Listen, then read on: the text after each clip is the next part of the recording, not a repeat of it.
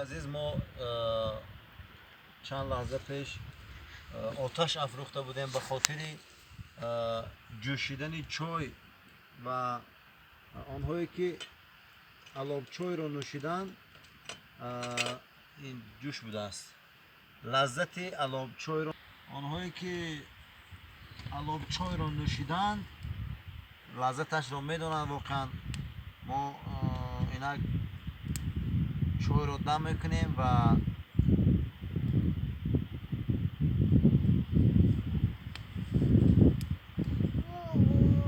محمد چای ما آماده است. شما میتوانید همراه با ما این چای رو بنوشید.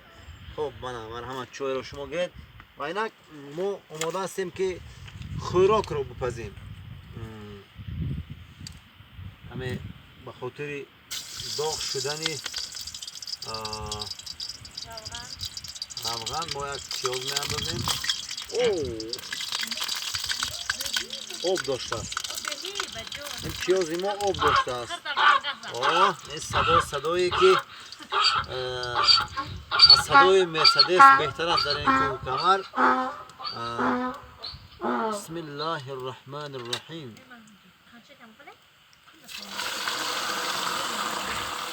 خب نواربردار می توانند داخل دیگ را نیز سنگت کنند، ثبت کنند، زیرا که بسیار عجایب خفت می خورد این گوشت ما. بسم الله.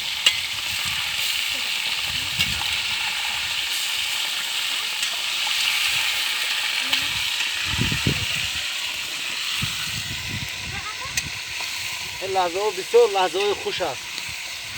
کسی که در کوه خوراک پخته است اون لذت خوراک کوه چای علابی رو اگر چشیده باشد واقعا درک میکنه که این لحظه ما چی احساس داریم و چی حال داریم. و من گمان میکنم پس از چند لحظه این خوراک ما آماده می شود و همه کسا نوش جام میکنیم.